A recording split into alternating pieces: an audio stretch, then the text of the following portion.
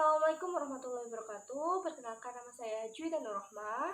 Saya merupakan mahasiswa dari Universitas Islam Negeri Salatiga dari program studi Hukum Tata Negara kelas HTN C1 dengan nomor induk mahasiswa 330302300002.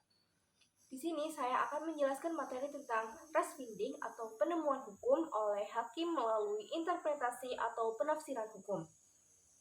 Tujuan video ini adalah untuk menyelesaikan tugas akhir semester 1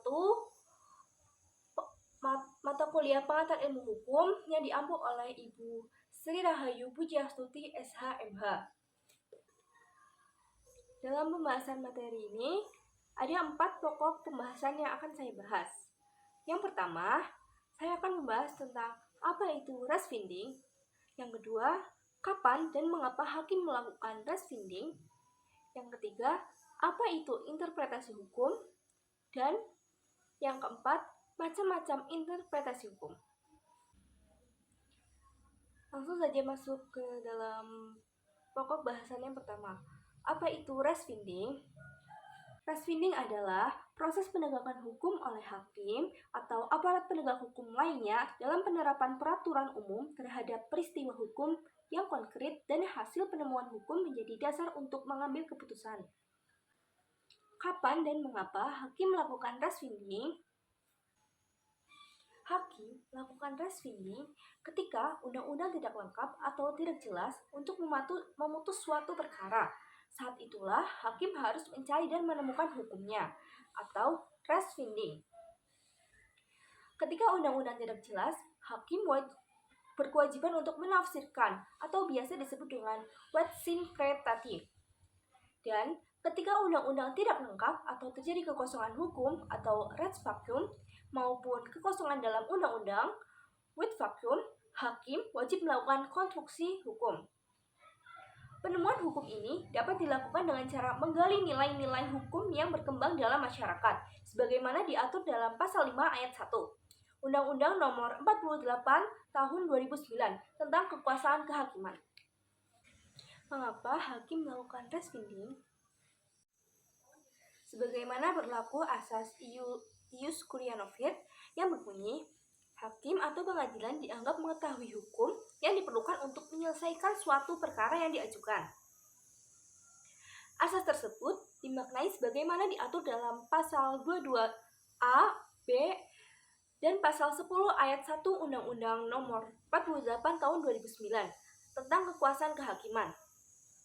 Hakim tidak dapat dan tidak boleh menolak pemeriksa, mengadili, dan memutus perkara yang diajukan dengan dalih hukumnya tidak ada atau kurang jelas.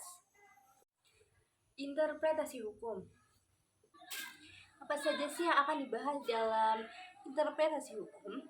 Sebelumnya saya akan memberikan perbedaan antara dua pandangan Eropa kontinental atau civil law dan Anglo-Saxon atau common law. Secara umum, Eropa kontinental atau civil law ini tidak memisahkan dengan tegas antara metode interpretasi dengan metode konstruksi.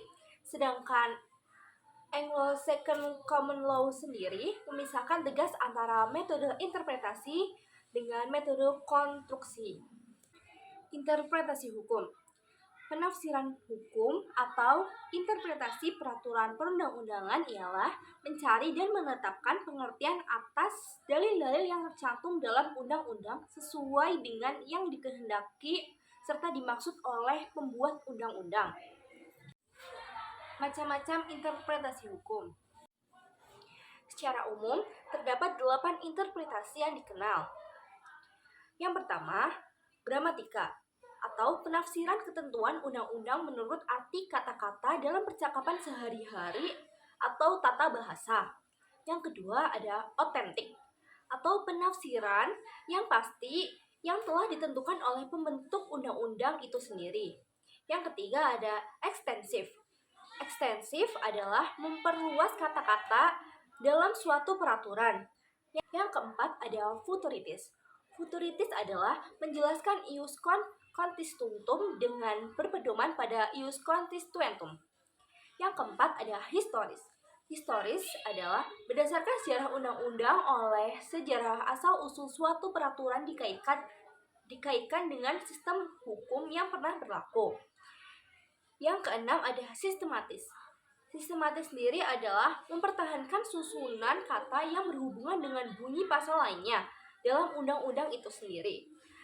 Yang ketujuh ada restriktif.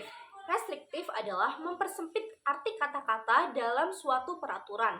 Dan yang kedelapan ada sosiologis atau teologis. Ini berarti penafsiran yang disesuaikan dengan keadaan dan kebutuhan masyarakat. Interpretasi gramatikal. Interpretasi gramatikal adalah penafsiran kata-kata dalam undang-undang sesuai kaidah dan kaidah hukum tata bahasa. Contoh, mengenai istilah menggelapkan dari pasal 41 KUHP pada kalanya ditafsirkan sebagai menghilangkan. Interpretasi historis. Makna undang-undang dapat dijelaskan atau ditafsirkan juga dengan jalan meneliti sejarah terjadinya. Penafsiran ini dikenal sebagai interpretasi historis. Jadi, penafsiran historis merupakan penjelasan menurut terjadinya undang-undang. Interpretasi historis ini terbagi menjadi dua. Yang pertama, menurut sejarah undang-undang, dan yang kedua menurut sejarah hukum. Interpretasi otentik. Interpretasi otentik adalah penafsiran yang pasti terhadap arti kata-kata itu sebagaimana yang diberikan oleh pembentuk undang-undang. Contohnya pada pasal 98 KUHP, kata malam berarti waktu antara matahari terbenam dan matahari terbit. Pasal 101 KUHP, kata ternak berarti hewan yang berkuku satu, hewan memamah, biak ataupun babi. Interpretasi sistematis. Interpretasi sistematis adalah penafsiran yang menghubungkan pasal yang satu dengan pasal yang lain dalam bentuk perundang-undangan yang bersangkutan atau pada perundang-undangan hukum lainnya. Contoh, pada pasal 1330 KUH Perdata mengemukakan tidak cakap untuk membuat perjanjian antara lain orang-orang yang belum dewasa. Apakah yang dimaksud orang belum dewasa? Dalam hal ini, kita melakukan penafsiran sistematis dengan melihat pasal 330 KUH Perdata yang memberikan batas berumur 21 atau telah menikah. Interpretasi ekstensif. Interpretasi ekstensif adalah memberi tafsiran dengan memperluas kata-kata dalam peraturan itu sehingga suatu kelompok dimasukkannya ke dalam beberapa kelompok. Contoh, kata menjual dalam pasal 1576 BW oleh HR ditafsirkan luas bukan hanya berarti jual beli, tetapi juga peralihan atau pengasingan. Interpretasi restriktif, yaitu penafsiran dengan mempersempit arti dalam suatu peraturan membatasi kata-kata. Contoh, gramatika penelitian istilah tetangga dalam pasal 666 BW adalah setiap tetangga termasuk orang penyewa dari pekarangan sebelahnya. Namun, bila dibatasi menjadi tidak termasuk tetangga penyewa, ini berarti kita telah melakukan penafsiran restriktif. Interpretasi sosiologis atau teologis. Interpretasi sosiologis atau teologis adalah penafsiran dengan mengingat maksud dan tujuan undang-undang itu terhadap masyarakat. Ini penting karena kebutuhan di masyarakat berubah seiring berkembangnya zaman, sedangkan bunyi undang-undangnya tetap sama. Contoh, pencurian barang yang diatur dalam pasal 362 KUHP itu termasuk pula pencurian aliran listrik yang termasuk ke dalam kelompok barang. Sehingga seseorang yang mengambil aliran listrik orang lain tanpa izin termasuk kategori pencurian. Selanjutnya ada interpretasi futuritis. Interpretasi futuritis adalah penafsiran penemuan futuritis merupakan hukum yang bersifat antisipatif yang menjelaskan ketentuan undang-undang dengan berpedoman kepada undang-undang yang belum mempunyai kekuatan hukum. Misalnya, suatu rencana undang-undang RUU yang masih dalam proses perundang-undangan tetapi sudah pasti akan diundang-undangan. Dugaan politis. Itulah beberapa interpretasi yang bisa saya sampaikan. Sebelum mengakhiri video ini, saya akan memberikan quotes dari John Locke yang berbunyi, akhir dari hukum bukanlah untuk menghapuskan atau menahan, tetapi untuk melestarikan dan memperbesar kebebasan. Cukup sekian dari saya. Apabila ada kesalahan atau kekeliruan dalam saya menyampaikan, saya mohon maaf sebesar-besarnya. Semoga bermanfaat. Wassalamualaikum warahmatullahi wabarakatuh.